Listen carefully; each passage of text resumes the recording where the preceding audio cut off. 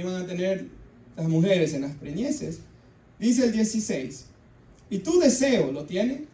Recuerda, este es Dios hablándole a la mujer. Y esa palabra deseo es la clave para todo este mensaje. Y no vayan a cerrar su Biblia, hermanos, porque vamos a leer también un poco el 4 después.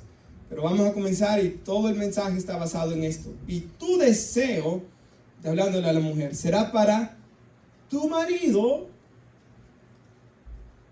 y él se enseñoreará de ti.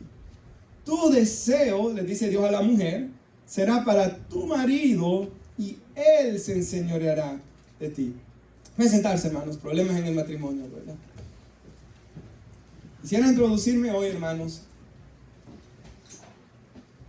con que la doctrina bíblica, el hombre es la cabeza del hogar, no vino por causa de la caída, esto vino antes de la caída.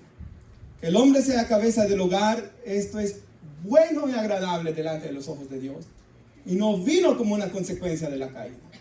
Lo que sí vino como una consecuencia de la caída, del pecado, es el conflicto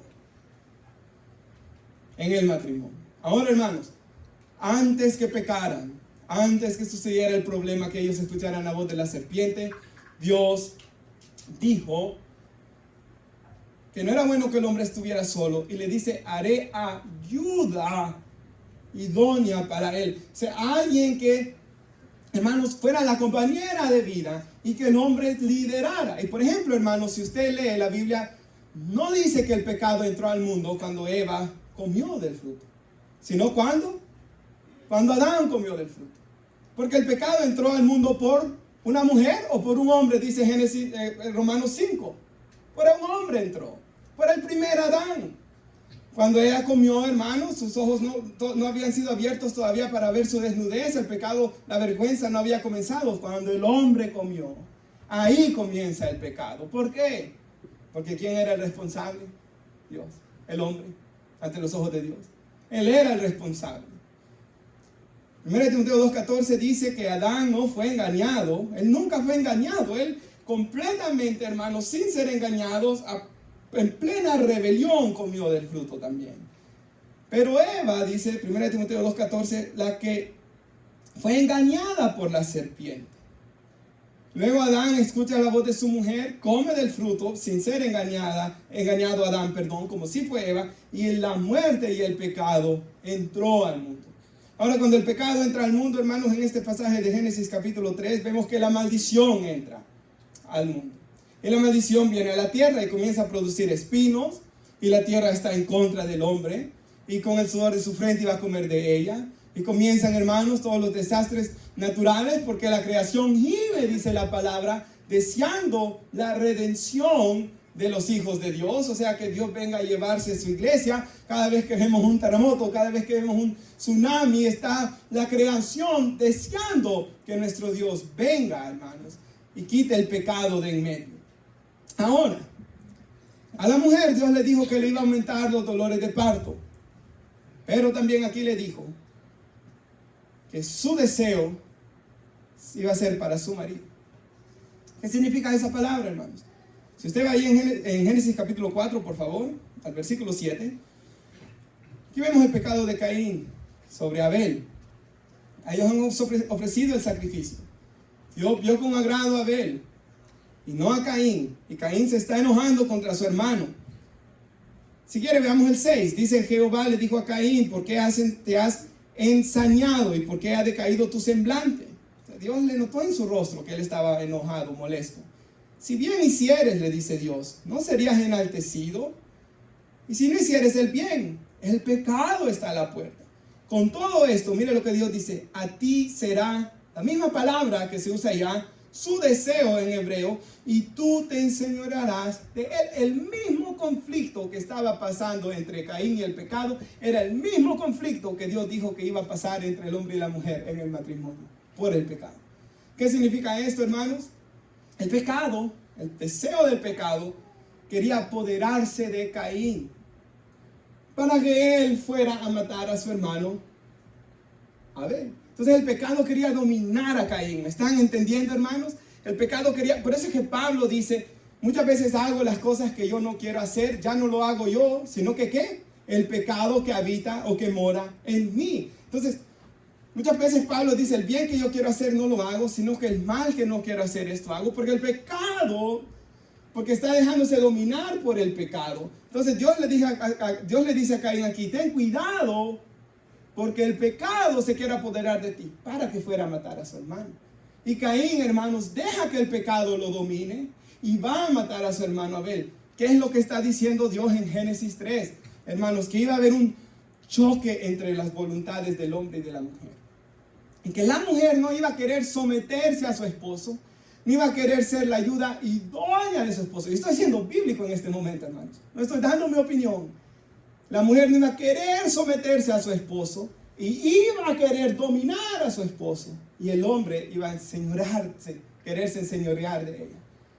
Y los grandes conflictos en el matrimonio es que un hombre abusivo, maltratador, o una mujer que es abusiva y maltratadora, por salirnos del plan de Dios para nuestras vidas. Hermanos, este es el inicio del conflicto matrimonial en nuestra naturaleza caída. ¿Me quedó claro, hermanos?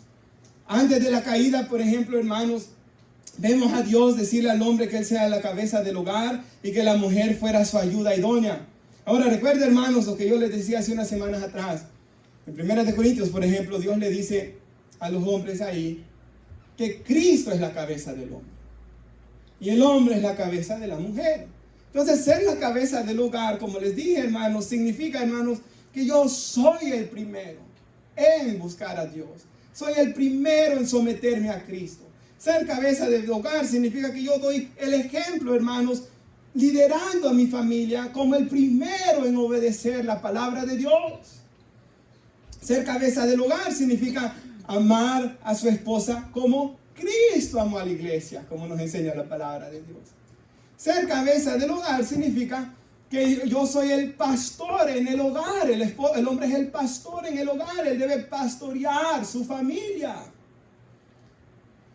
Ser cabeza del hogar significa, hermanos, de que él iba a ser el líder en el hogar, el ejemplo en obediencia a Dios y su palabra. Y la mujer debía ser, ¿qué? La ayuda idónea. Ese complemento, hermanos, siguiendo el liderazgo de su esposo, obedeciendo a Dios, ambos iban a criar a sus hijos en disciplina y amonestación del Señor, en amor del Señor. Y ese, hermanos, fue el plan de Dios para la familia, pero el pecado lo ha distorsionado. Y el pecado, y como todos los expertos comentaristas que usted busque de este pasaje bíblico, claramente enseñan de que, hermanos, hay un choque entre voluntades. La mujer, hermanos, y por eso vemos en nuestros días un movimiento que se llama el movimiento feminista, por ejemplo, que quieren que la mujer sea un hombre, ¿verdad? ¿Y de dónde viene ese movimiento? Desde acá, desde el principio. Y el hombre de maltratar a su esposa, ¿verdad? Todos los abusos que vemos en el Medio Oriente, en nuestros países. Posiblemente usted puede pensar hasta en su papá en este momento, o usted mismo quizás, hermano, que está aquí ha sido un maltratador. ¿De dónde viene todo eso? De acá. Ahora, hermanos, por causa de esta distorsión en el matrimonio, todos nos encontramos teniendo problemas en el matrimonio. Algunos más, otros menos. Pero, hermanos, esta dificultad siempre va a estar presente. Y si Dios dice que como hermanos en la iglesia tenemos que ser pacientes unos con otros y perdonarnos unos con otros, y si alguno tiene queja contra alguno, que se perdone de la manera que Cristo lo perdonó, como dice Colosenses 3, eso se aplica más en el matrimonio aún. Más paciencia, más perdonarse, más perdonar como Cristo nos perdonó. Mucho más se aplica en el matrimonio. Ahora, hermanos,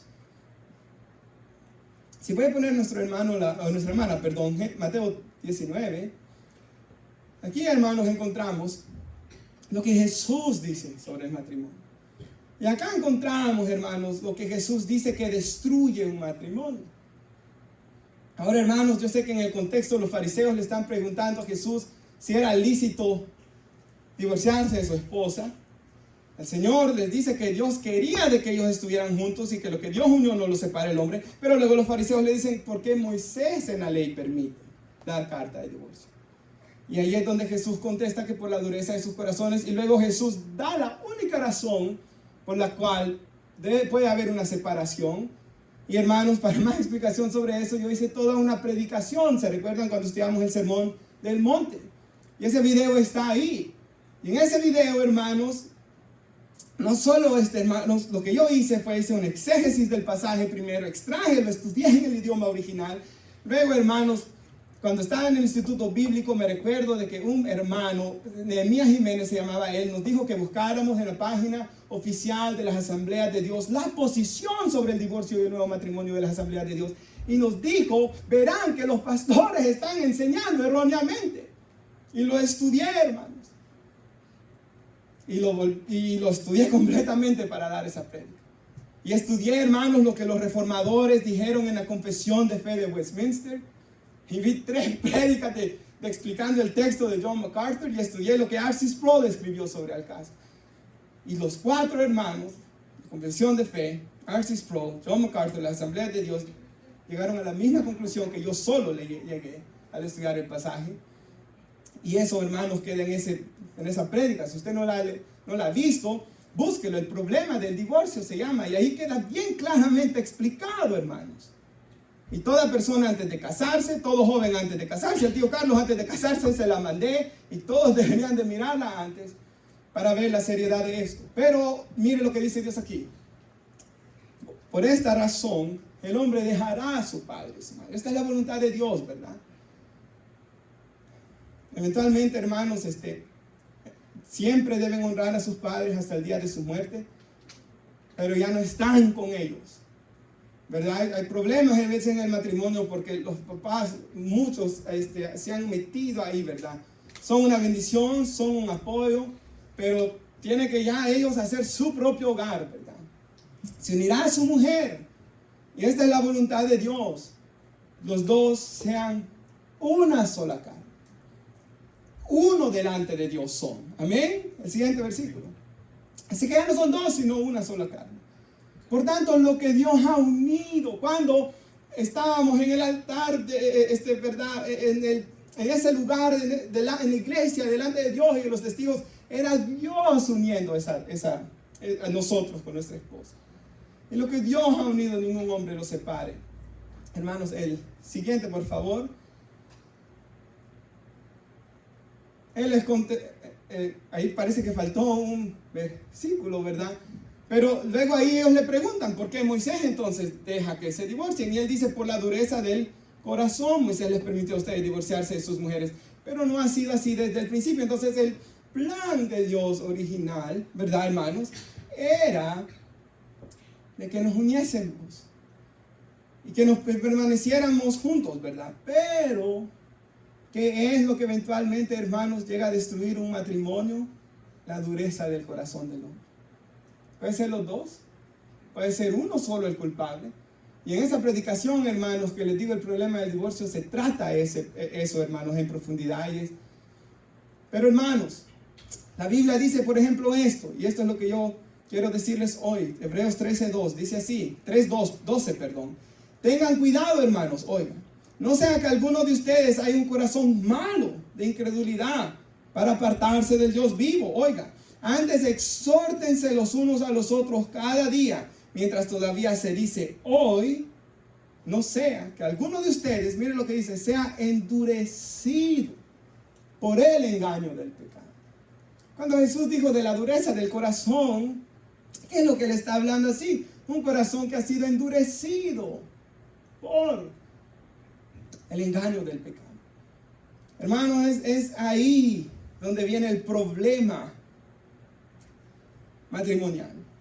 De un corazón endurecido, de una naturaleza pecaminosa, de una naturaleza caída. Y es por eso, hermanos, que lo que yo les decía, el pecado siempre decepciona y nunca satisface. Y Adán y Eva pecaron, pensaban que el pecado les iba a dar esto y aquello, y satisfacción y sabiduría, y rápidamente se decepcionaron Y hasta el día de hoy el ser humano cuando comete pecado nunca sale como él quiere. Siempre lo decepciona y nunca va a satisfacerlo. Entonces muchas personas, ¿verdad?, en el engaño pueden pensar que tras el adulterio van a ser felices, que tras la inmoralidad van a ser felices, que tras estas cosas que dañan el matrimonio van a ser felices. Pero eso, hermanos, es un engaño completamente. La felicidad, hermanos, nos dice la palabra de Dios que se encuentra amando a nuestro Señor y Salvador, al Padre Celestial, con todo nuestro corazón, alma, mente y con todas nuestras fuerzas. Y amando a nuestro Señor Jesucristo, hermanos, por ser nuestro Señor y nuestro Salvador. Y buscando la plenitud de su Espíritu. Hermanos, la palabra de Dios nos enseña de que el hombre va a encontrar la felicidad teniendo su familia, su esposa, y que su esposa sea la compañera de vida. Que su esposa, hermanos, sea la mujer de su juventud. Como Dios le dijo en Malaquías, ¿verdad?, al pueblo de Israel, ustedes han sido desleales con la mujer de su juventud. Hermanos, el Señor quería que el hombre se uniera, que fueran una sola carne. Y que el hombre se procreara y tuviera hijos, ¿verdad? Y hermanos, hay una bendición para las familias cuando se mantienen juntas. Yo me recuerdo, hermanos, de que cuando daba clases de escuela dominical, me recuerdo que un niño comenzó a cambiar su forma de actuar, a rebelarse. Y me recuerdo en cierta ocasión, hermanos, que estábamos dando una enseñanza para niños, ¿verdad?, porque eran de 11, 12, 13 años, y comenzó a llorar y se salió. Para ese entonces yo estaba casado y le dije a Stephanie que se quedara con la clase y me salí. Y él lloraba, hermanos. Y se no me olvida hasta el día de hoy. Llorando, hermanos, amargamente porque sus papás se estaban separando. Usted y yo posiblemente podemos recordar personas que estaban juntas y tenían sus hijos. Y yo cuando pensaba en esto, hermanos, me recordaba de un señor que tenían 2 hijos, una hija y un varón. Y el varón era bien extrovertido, pero en el momento de la separación se convirtió introvertido hasta el día de hoy. Y la joven comenzó a rebelarse y hasta el día de hoy está perdida en la calle. ¿Cuántos ejemplos así conocemos? Porque, hermanos, bien dice el hermano Paul Washer esto y me gustó. Hablándole a los hombres, uno de los mayores bienes que le harás a tus hijos es amar a su mamá. Porque, hermanos, no hay nada más bonito que ellos se sientan seguros del amor de papá y mamá. Y que sean una familia. Y en el interior todos los niños querían eso. Quieren eso. Y nosotros queríamos eso también. Hermanos, yo también sé que esto es verdad. Que hay casos donde una pareja se puede mantener junta, ¿verdad? Y yo sé, hermanos, ¿verdad que uno siente un sentido de respeto, de admiración, de darle gloria a Dios por la gracia de Él? Cuando vemos a alguien, ¿verdad?, de que tiene 50 años de casado, hay un gozo, ¿verdad? 20 años de casados, 40 años de casados. Pero, hermanos, ¿cuántos casos hay donde los hijos saben que la única razón por la que han seguido casados es porque mamá ha aguantado? O a veces el papá también, porque hay pobres hombres que son víctimas también. Cuando mamá o papá ha aguantado maltratos, borracheras, infidelidades sin fin. En nuestros países se da mucho esto, ¿verdad? Hermanos, y a veces al mantenerse juntos en tales situaciones, peor, más mal se le hace a los hijos también. Siendo sinceros, hermanos, hoy. Entonces digo todo esto para que veamos, hermanos, la importancia de seguir el plan de Dios, lo que Él revela en su palabra. Aún James Dobson, el doctor, hermanos, James Dobson, cuando hizo una encuesta donde muchos hogares disfuncionales y como, hermanos, muchos de los jóvenes habían salido o con grandes problemas de ansiedad o con grandes problemas de ansiedad y depresión o de abuso de sustancias o homosexuales. Entonces, hermanos, debemos de tener esto siempre en mente, que nuestro matrimonio afecta también nuestra vida espiritual, pero también la de los que están a nuestro alrededor. Por eso es que Dios le dice a las jóvenes que están acá y a los jóvenes que están acá, no se unan en yugo desigual. Piense esto, jovencita que está acá, si usted se está casando con un hombre que no cree en Dios, que no cree en su palabra, él va a hacer lo que bien le plazca. Él no tiene ninguna autoridad sobre él. Él va a ser un posmodernista como muchos en este mundo. Mi verdad es mi verdad. Hace poco, yo sé que hace unos prédicas atrás hablé de aquellos morenos que decían que eran mujeres que rompieron los récords de track. Pues hace no mucho pasó de que se metieron hombres a jugar voleibol y les quebraron la nariz a las niñas. Entonces, si no hay una verdad, si ellos no van a obedecer a Dios, no hay ninguna garantía que ellos la respeten el día de mañana, que la honren el día de mañana, si no tienen temor de Dios. Por eso, jovencitas y jóvenes también tienen que anhelar y orar, y nosotros los papás debemos orar que ellos encuentren a alguien en Cristo para bendición de sus almas. Nadie es perfecto en este mundo, no, pero alguien que se arrepienta de sus pecados, que reconozca sus errores y que anhele obedecer a Dios. Ahora, hermanos, dejando por un lado el conflicto, ¿verdad? El choque entre voluntades, de que nos dice aquí Génesis en la caída, y de ahí vienen todos los conflictos matrimoniales. La palabra de Dios nos enseña en el Nuevo Testamento que la voluntad de Dios para nuestros matrimonios es que reflejen la unión de Cristo con su iglesia.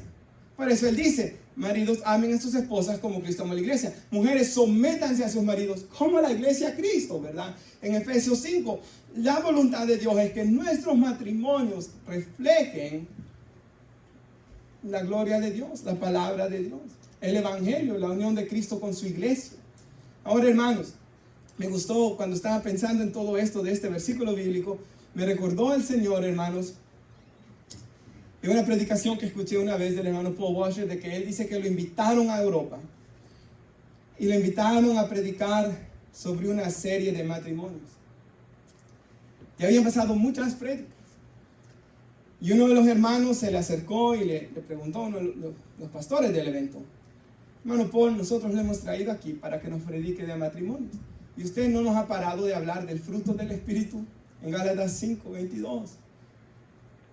¿Por qué nos habla del fruto del Espíritu si lo hemos traído para hablar de matrimonio? Y la respuesta del hermano fue tan especial y él le dijo, porque si ustedes, nosotros damos el fruto del Espíritu, vamos a ser buenos esposos. Y van a ser buenas esposas. Y van a ser buenos hijos. Y yo quisiera que nuestra hermana ponga el pasaje de Gálatas.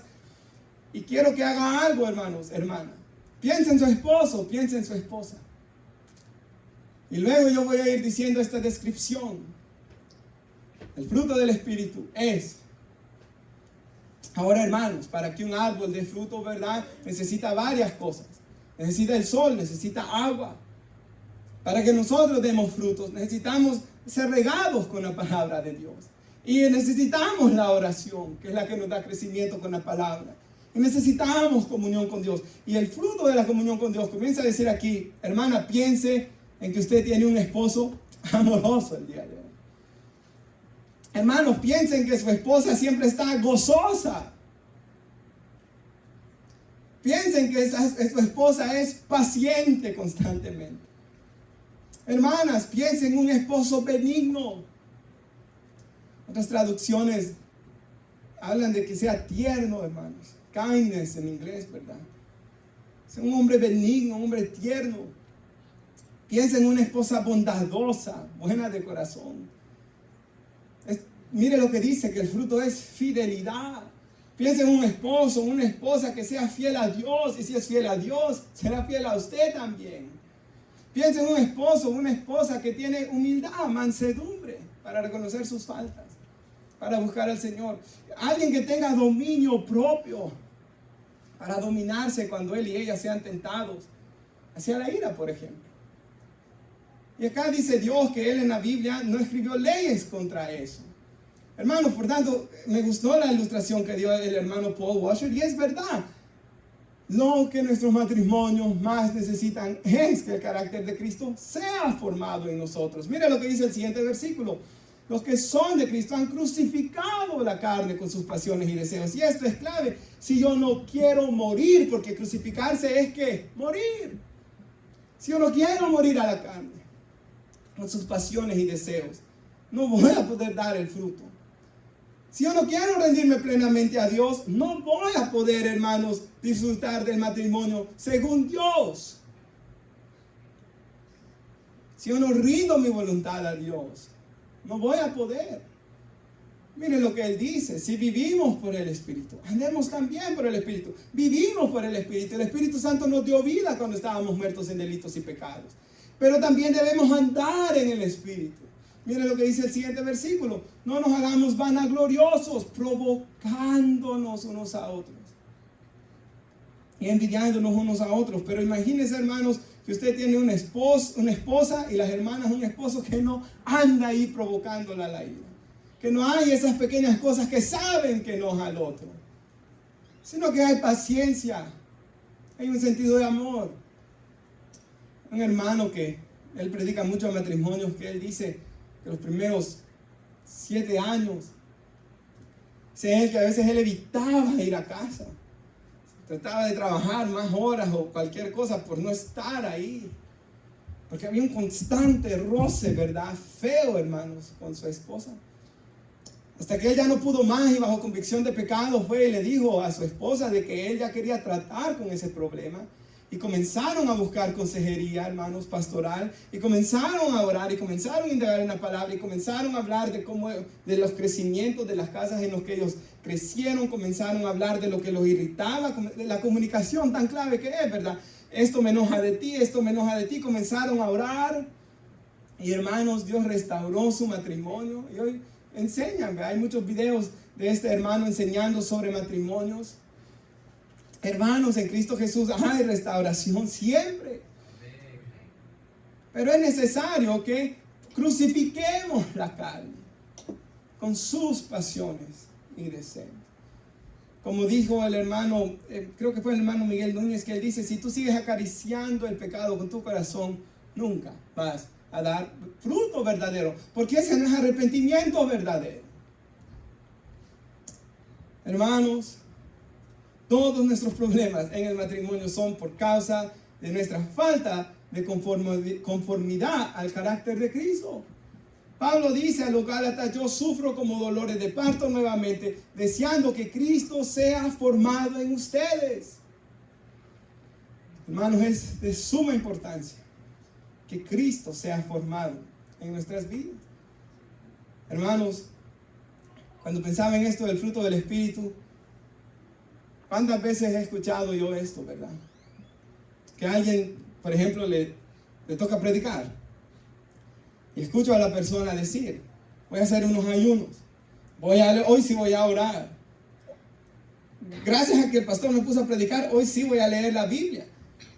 Y hermanos, por una parte es bueno de que usted ore, ayune y lea mucho la Biblia para predicar. Pero no debería de ser solo porque usted tiene un privilegio, no. Debería de ser, yo necesito, hermanos, la presencia de Dios, yo necesito estar en comunión con Dios para poder vivir, para mi matrimonio, porque no confío en mis fuerzas, porque sé que separado de Él nada puedo hacer.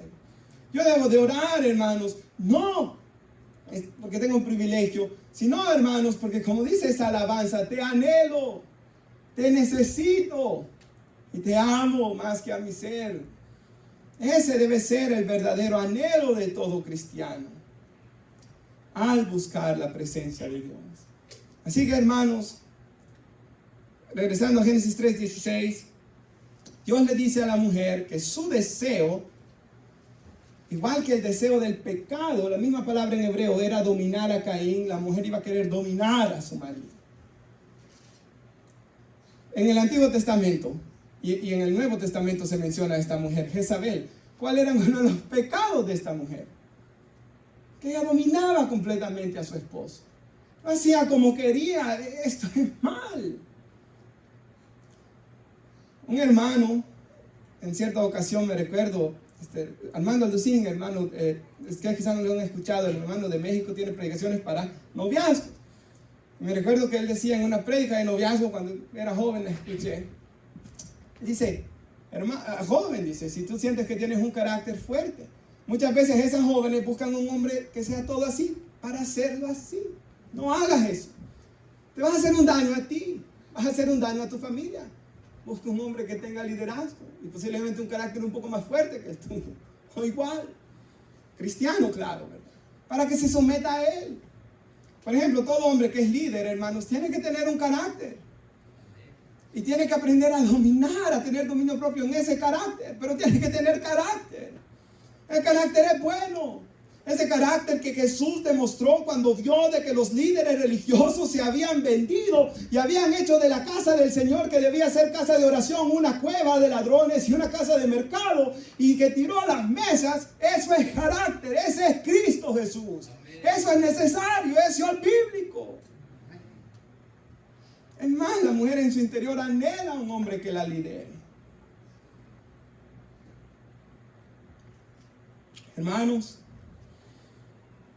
hemos visto el conflicto, ¿verdad? También el pecado del hombre de ser dominante, de ser malo, de ser áspero. Por ejemplo, hermanos, en nuestros tiempos que el hombre y la mujer trabajan, hay hombres que son tan dominantes que no dejan a la mujer trabajar por sus celos, ya en permisos, ¿verdad? O el maltrato del Medio Oriente, de no dejar que la mujer... Yo he visto algunas veces en supermercados mujeres que solamente los ojos pueden, lo único descubierto que tienen. Yo sé que esos son extremos bien feos, pero hay un machismo, ¿verdad? Y una perversidad, hermanos, que el hombre trae muchas veces. Un maltrato, ¿verdad? De hacer lo que él quiera, de no importarle a su esposa, de no tomarla nunca en cuenta en la toma de decisiones.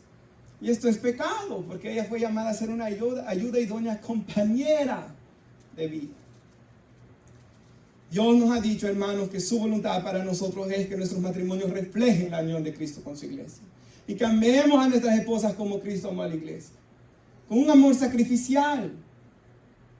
Con un amor que la debe poner a ella en primer lugar por encima de él, por cierto, hermanos.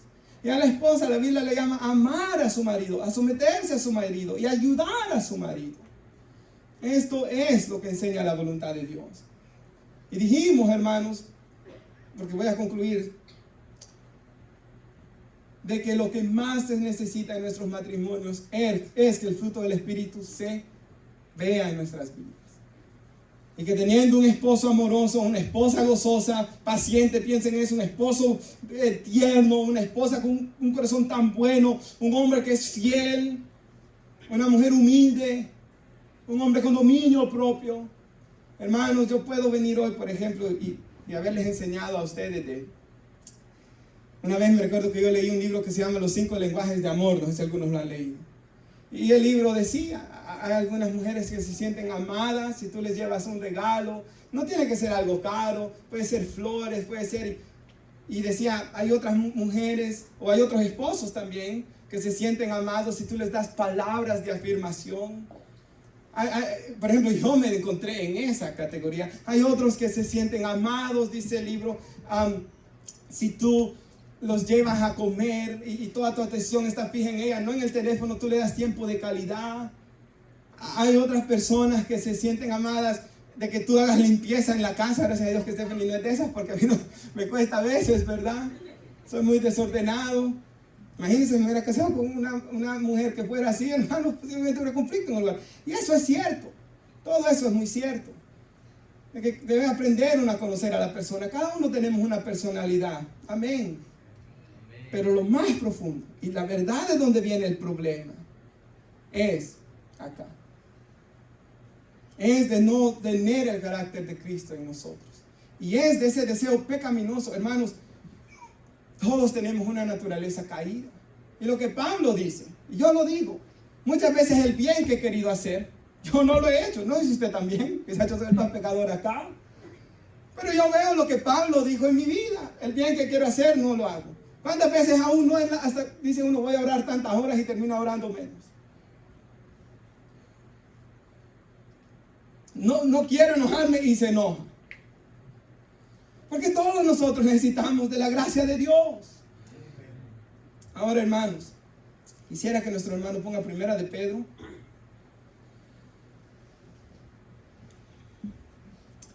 Quisiera terminar diciendo algo. Por ejemplo, hermanas, va a ser mucho más fácil para ustedes someterse a sus esposos, a sus liderazgos. Si ellos son tiernos, ¿verdad que sí? Si ellos son pacientes, si ellos son amorosos, si ellos son hombres fieles. Por cierto, todos tenemos que rendir cuentas. Y eso es algo que yo lo he aprendido, hermanos, bíblicamente y de hombres de Dios. No hay tal cosa como no dar cuentas. El gobierno de Estados Unidos se divide en las 3 ramas, ¿verdad? Ejecutivo, legislativo y judicial. ¿Por qué? Para que se entreguen cuentas entre ellos, para que uno no tome mucho poder, porque el hombre por su naturaleza necesita rendir cuentas. Dios, por ejemplo, le dice a los hermanos rindan cuentas a los pastores rindan cuentas a los hermanos de la iglesia, rindan cuentas a los diáconos. Tenemos que rendirnos cuentas, tiene que haber transparencia. En el matrimonio es igual. Oh, yo soy la cabeza del hogar. Sí, pero eso no significa que yo no voy a dar cuentas. Debo rendir cuentas. Me gustó mucho lo que conté de un pastor muy famoso en Texas, hermanos, de que tuvo un problema, que mensajeaba con una hermana en la iglesia. Y cuando vieron sus mensajes, era solamente chistes y bromas y chistes, que está bien hacerlo entre hombres, hermanos. Pero los pastores, porque era una iglesia de 14,000 miembros, los pastores de la iglesia, al mero pastor general le dieron disciplina, porque todos los días texteaban, y me gustó la actitud del pastor general. Él dijo, hermanos, revísenme todo mi historial, y pusieron hasta un investigador, hermanos, le fueron a investigar todo todo lo que él miraba en internet, todos los textos que él hacía, todas las cosas que él hacía, y él tuvo la humildad de rendir cuentas. Y él pasó al frente y le dijo, hermanos, esta maldad ya había nacido en mí. Pido perdón, pido restauración por textear demasiado con una hermana. Con muchas bromitas, muchas cosas bonitas, muchos textos. Yo puedo bromear, ¿verdad? Con mi hermano Daniel. Puedo hablar constantemente con él. Puedo mandarle, oh, ¿viste el partido tal? Podemos hablar cositas así. Podemos bromear con hombres. Con personas del sexo opuesto, no. Y usted diga, el pastor está siendo legalista. No. Es por causa del pecado. Es por causa del pecado que mora en nosotros. A nadie le gusta. Por ejemplo, hermanos que estamos aquí, que usted se dé cuenta que su esposa ha estado hablando, texteando mucho tiempo con un amigo de la escuela. Ni a usted le va a gustar al revés. Cuando Facebook comenzó, ¿cuál fue el gran problema con Facebook? Cuando recién comenzó entre los americanos aquí en Estados Unidos. Que muchas personas, por medio de Facebook, miraban a sus exnovios o exnovias, se comenzaban a textear y luego caían en pecado. El hombre tiene una naturaleza caída. Los hombres de Dios, por ejemplo, a mí siempre me ha gustado esto. Algunos hombres, hermanos, por ejemplo, este pastor que se llama Miguel Núñez en República Dominicana, él dice que en la iglesia todas las oficinas son de vidrio para que la gente vea. Y no dan consejería a solas. Tiene que venir el esposo de la hermana o está la esposa del pastor. Y luego dicen, si una hermana, no permiten de que el pastor esté dándole mucha consejería a una hermana, porque después va a haber un attachment emocional, ¿verdad? Una unión emocional. Ella se va a sentir bien contándole los problemas al pastor, el pastor haciéndola sentir bien, y comienza a haber una unión emocional. Y es correcto lo que esos pastores están haciendo. ¿Por qué? Porque todos tenemos una naturaleza pecaminosa. Yo escuché una vez, hermano, de un hombre que fue a vacacionar con su novia una semana allá a Texas, y supuestamente dijeron algunos hermanos, ese hombre es tan santo que hasta estando en el mismo cuarto de hotel no va a tocar a su novia. ¡Mentiras! Si él fuera santo jamás hubiera ido. El hombre que es santo, hermano, se ve porque él sabe la maldad del pecado y la reconoce y trata de guardarse, ¿verdad?, de estas cosas. Ahora, fácil para una esposa someterse a un hombre que la ame, que sea creyente, va a ser más fácil, ¿verdad? Pero hermanos, también va a ser más fácil para un hermano amar a su esposa. Si ella es gozosa, si ella es bondadosa, ¿verdad? Claro que sí. Pero aquí Dios le habla a aquellas hermanas que sus esposos no son así. No son creyentes. No son falsos creyentes en la congregación, que a veces puede pasar eso también. Y dice acá, asimismo ustedes mujeres, estén sujetas a sus maridos. De modo que si alguno de ellos son desobedientes a la palabra, no creyentes o creyentes medio desobedientes, ¿verdad? Que todavía son falsos creyentes. Esos desobedientes puedan ser ganados sin palabra alguna por la conducta de sus mujeres. Van a haber mujeres, ¿verdad? O van a haber hombres también, pero por ejemplo, desobedientes al evangelio, rebeldes al evangelio, y está la esposa o el esposo buscando a Dios. ¿Qué hacer en tal caso? Dice que ellos deben observar que su conducta sea casta y respetuosa para el hombre y la mujer. Amén, hermanos. Y el siguiente versículo: que el adorno de ustedes no sea el externo, peinados ostentosos, joyas de oro, vestidos lujosos. ¿Qué es lo que está diciendo el Espíritu Santo aquí? Que no seamos personas tan superficiales, hermanos. ¿Y qué es lo que dice el siguiente versículo? Sino que la que procede del interno del corazón, el adorno incorruptible de un espíritu tierno y sereno, lo cual es precioso delante de los ojos de Dios.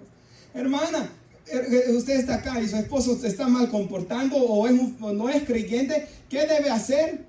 Esto. Hermano, usted está luchando con su esposa que es desobediente a la palabra de Dios, no es creyente o es falsa creyente. Esto es lo que debe hacer, amén.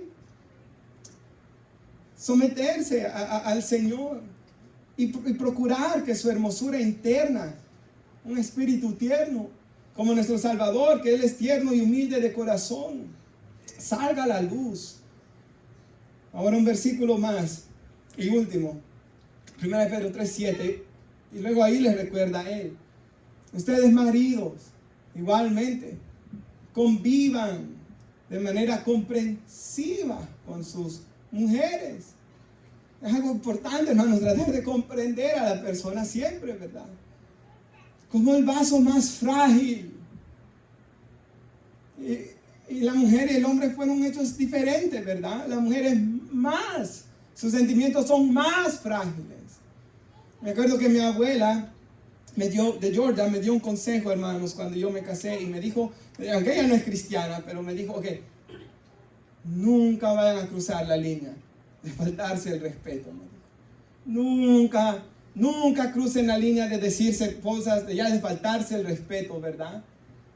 Las palabras hirientes, hermanos, que lastiman muchas veces el corazón, ¿verdad? Nunca cruzarse esas líneas, me dijo mi abuela. Y acá dice que debemos ser comprensivos con ellas, como vaso más frágil, puesto que es mujer, dándole honor por ser heredera como ustedes de la gracia de la vida, para que sus oraciones no sean estorbadas. Entonces, mi matrimonio tiene un gran impacto con mi relación con Dios. Amén, hermanos. A Dios le agrada más la obediencia que los sacrificios. Yo puedo estar ayunando, yo puedo estar orando, o hasta puedo tratar de leer la Biblia, pero si yo no estoy amando a mi esposa, hay un estorbo en mis oraciones. Si yo no estoy siendo fiel en mi mente, en mi corazón, hay un estorbo en mis oraciones. Si la esposa está siendo mala con él, hay un estorbo en sus oraciones. Hay algo que lo aleja de Dios. Y es eso, hermanos. Y acá dice que vivamos con ella como herederas de la gracia de la vida. Y no está hablando de la gracia de la salvación, no está hablando de la salvación por gracia, está hablando de la gracia de la vida, de esta vida. Y hermanos, yo escribí esta frase que cuando estaba pensando en estas cosas y pensando en este versículo, yo hice esta frase que me gustó mucho. El matrimonio, según la voluntad de Dios, es un regalo de gracia que Dios le da a sus hijos en Cristo Jesús.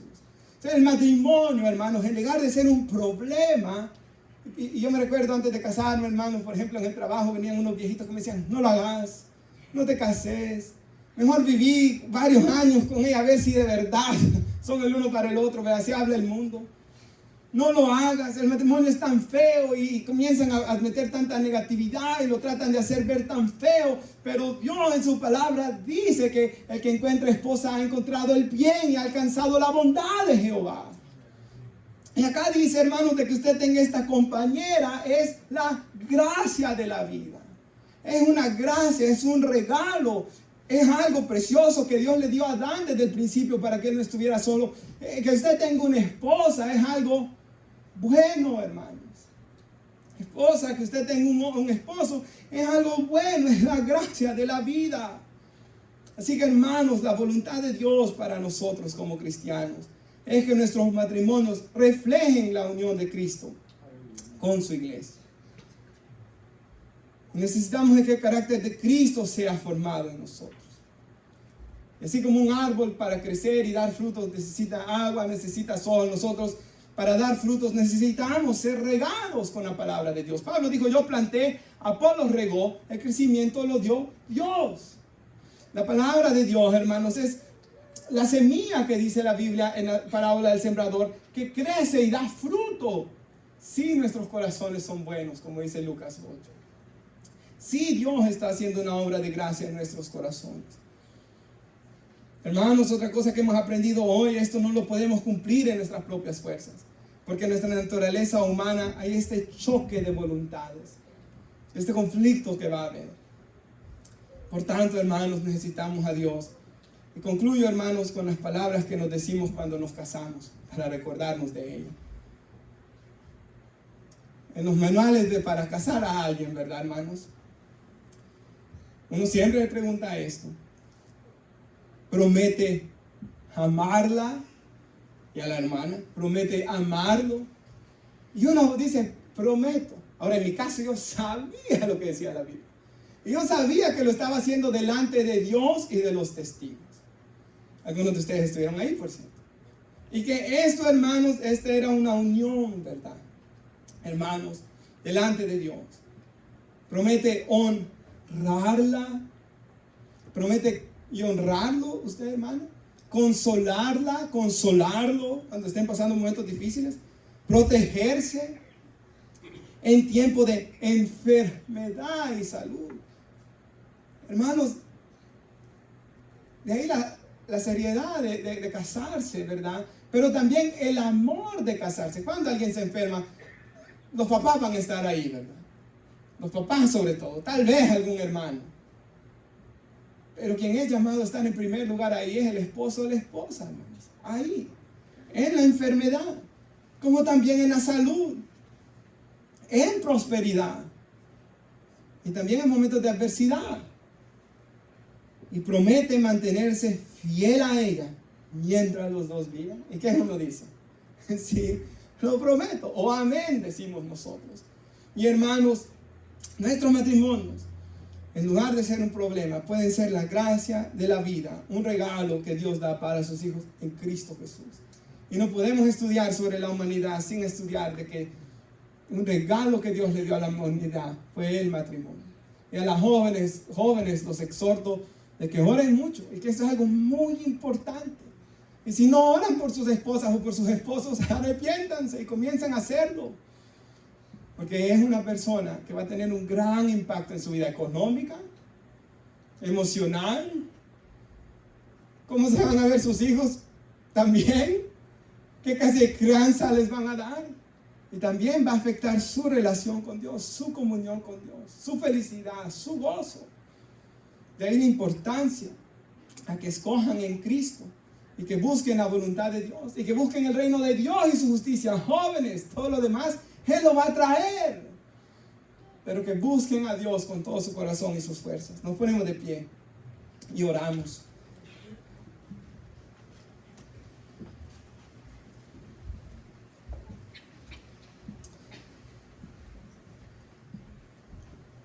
Padre, te damos gracias, Señor, por este mensaje que nos ha dado el día de hoy sobre